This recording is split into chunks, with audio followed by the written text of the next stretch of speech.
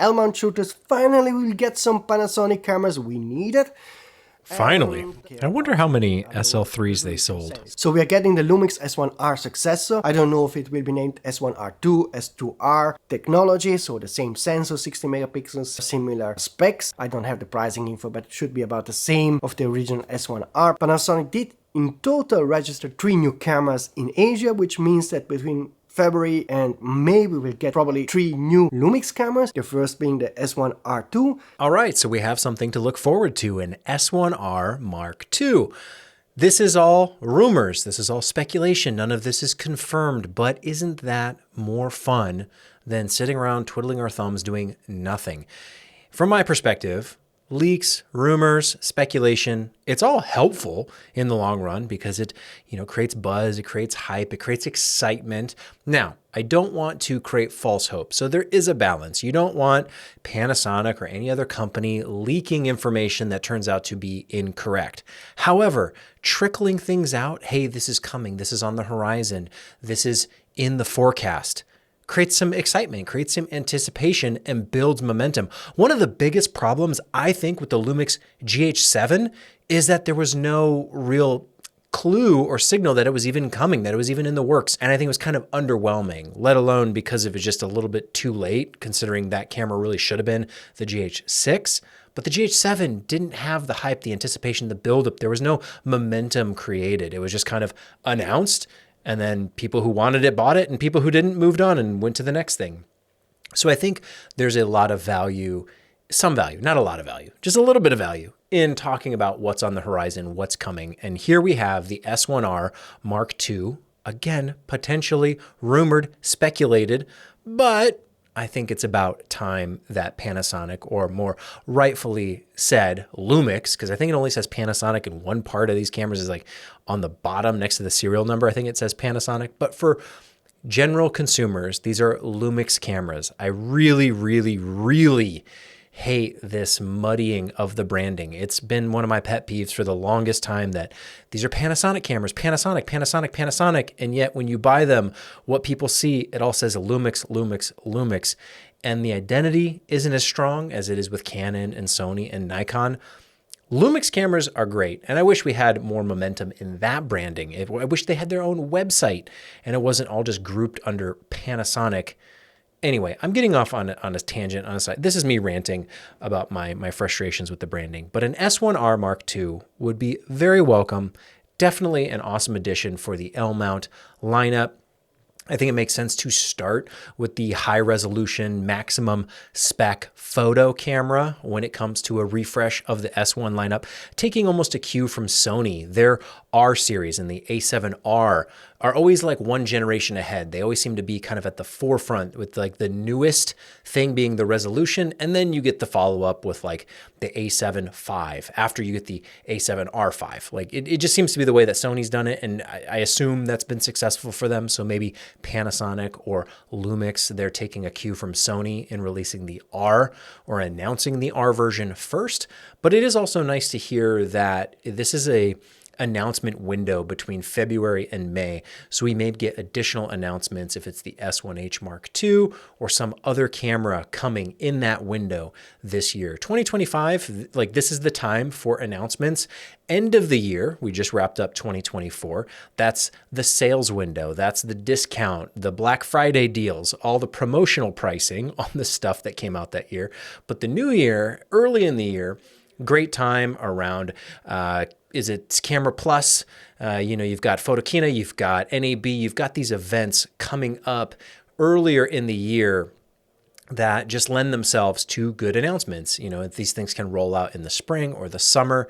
I think that's the perfect opportunity to buy something new, as it has been a long, long, long time for the S1 lineup. Someone asked me recently why it's taken them so long. And I think it's easy to forget that COVID was such a big, I know it's like a bad word. I shouldn't say it, probably, get this video flagged, but COVID was such a big factor in the last 6 years.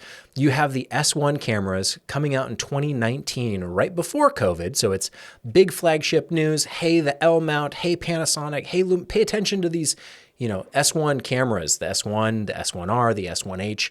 And then all of a sudden 2020 happens and every single industry, not just photo, not just video, not just Hollywood, but literally the entire world shuts down for a year or two, affecting supply chains, affecting manufacturing, affecting consumption and what people value and what they're spending their money on. There was a really dark period of time there during 2020, 2021, and even into 2022, where it was really unclear what the world was even going to look like and what was happening. So when you factor that in, you release products into a market that, and again, a lot of people aren't buying cameras on day one. Even me, I bought the S5 Mark II a year or a year and a half after it initially released, because you need that credibility. You need the people putting it through the testing. Early adopters have their place, and I certainly have been an early adopter of certain cameras. I bought the GH6 right at the beginning, which I've talked about this in the past, why I think that was actually a blessing in disguise that I bought it so early, because after the GH6 was released, there was this whole streaking issue. Everyone was worried about the streaking on the sensor, let alone I only ever saw that problem like one time, and it wasn't even an issue in the graded footage. So it was never an issue that affected me, but I think it created a lot of paranoia and uncertainty around the GH6 that might have turned me off to it had I not bought it right at the beginning. But other cameras like the S5 Mark II, the hype, the momentum has been built over the years now, to the point where people are still picking up the S5 Mark II, whether buying used or new, or they're getting it at a discount. They're getting it now because they've heard such good things and it has a decent track record behind it. I'm in that boat, and now I'm adding to it, saying how much I love the S5 Mark II. So these products don't just live and die in their initial release. If they're good products, they can have some longevity, but that wasn't the case with the S1, the S1R, and the S1H. Those cameras came out and basically all the momentum died with COVID. So that was probably frustrating, bad timing.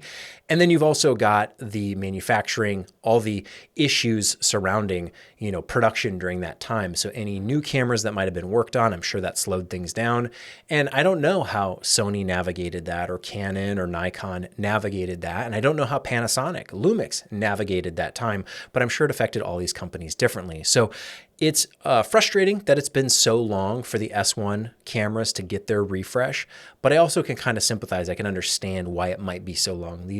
Lumix is not the biggest camera manufacturer. They don't have all the resources. So for them to be a little bit behind, or maybe be a little bit delayed in their production and their design and their engineering, I kind of sympathize. I kind of get, because we have to, let's not forget, just a few years ago, things were locked down, things were pretty uncertain, and it wasn't clear what the future would hold. So now I think, we've finally left that phase. It's been a few years now, but we're still feeling, I think, some of those repercussions and some of the after effects of that time. So now, in 2025, if we get the S1R Mark II, the S1H Mark II, whatever they're called, I think is a good time. It's not too late, depending on what the features end up being. And I'm certainly all for it. I don't know that I like the L mount, but I like the cameras behind the L mount. Let's put it that way. I like the potential. I like the possibility. I think Lumix has always done a really good job of offering a lot of value, a lot of bang for the buck, especially when you compare to some of these other camera platforms and brands. I don't know. Lumix always seems to have the edge, even from the underdog perspective. I always like the underdog. I sympathize with the underdog, so maybe that's a little bit of my own bias showing. But I think that Lumix cameras have features that the other ones just don't, when it comes to things like open gate and shutter angle and some of the more video-centric features that I use in addition to the photo-centric features. I think there's just so much value there when you look at the price to performance and all that stuff. And everyone has their perspective. Everyone has their own opinion, whether you like Canon or Nikon or Fuji or Olympus or Blackmagic or Sony or whoever. It doesn't really matter. Some people are shooting with their phone. That's great too. It's all valuable, but everyone, I think, does have their personal preference. And for me, it's been the Lumix cameras because of those features, because of the price point, being able to have so much more than I would ever thought possible at these affordable price points.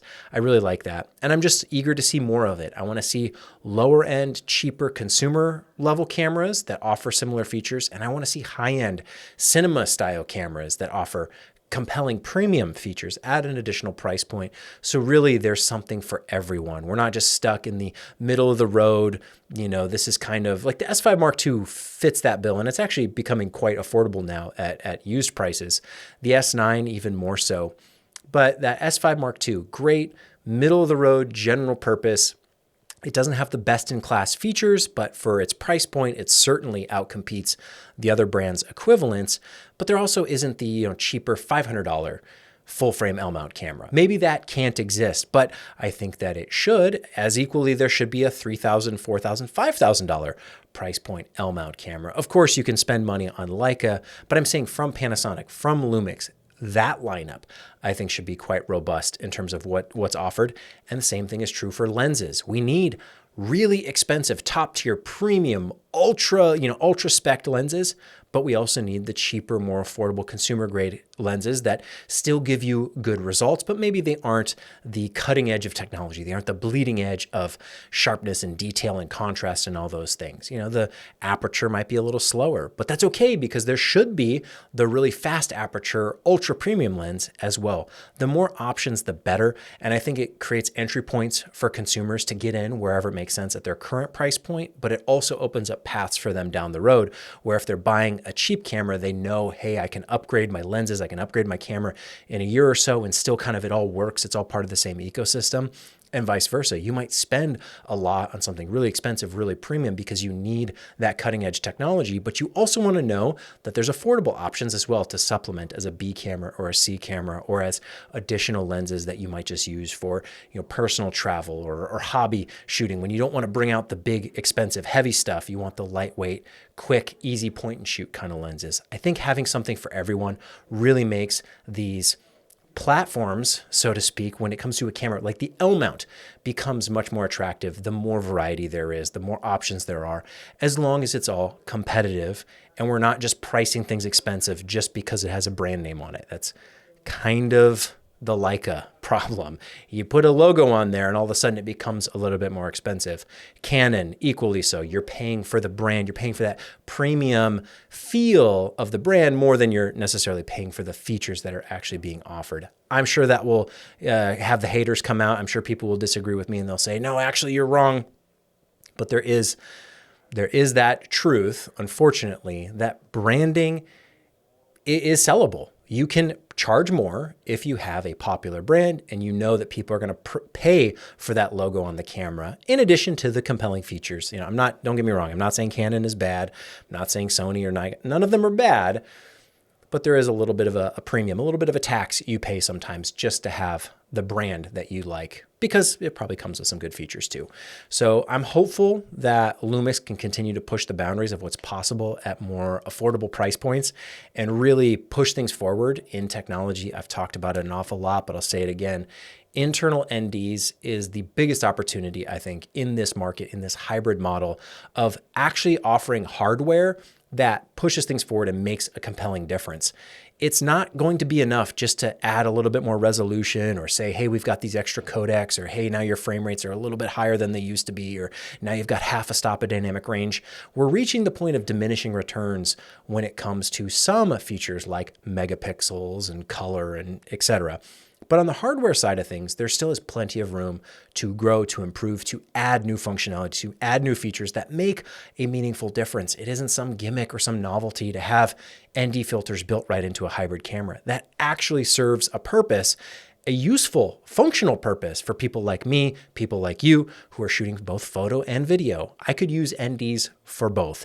And having them built right in makes a huge, huge upgrade to my camera, so I don't have to deal with external filters. That's really annoying, and I'm hopeful that one day we just reach the point where it's just built in and everyone has it, and we can stop arguing about it, we can stop talking about it, and we can look for the next new feature, hardware side of the equation that can be built in. Maybe it's LiDAR. I know there's some patents out there that I think Panasonic has filed about using LiDAR as a supplement to the autofocus system. Let's see that built right in. I'm sick of accessories. I'm sick of dongles. I'm sick of bolting extra stuff onto these cameras to get the most out of them. That is kind of the entry point that can get you there. You can hack something together, do it yourself, Frankenstein a rig to make it work. But we've done that a lot now for the last 5 or 10 years with certain things.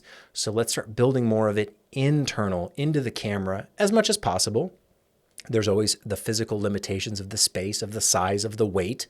We don't want to come with too much sacrifice. We don't need to make a giant box just to fit everything in it. So there is a balance, but I think technology tends to make things cheaper It tends to make things better, and it tends to make things smaller. So as we continue down that path, I do want to see new hardware, not just better improved hardware, but actually new features built into some of these things. I kind of doubt we'll see it on something like an S1R Mark II, but fingers crossed that it could be possible on something like an S1H Mark II or whatever comes down the road for other cameras, from different manufacturers. We've got DJI, who's got some stuff rumored in the background of maybe they have a camera on the horizon. Sigma could release a follow-up to their camera line that who knows what that would offer.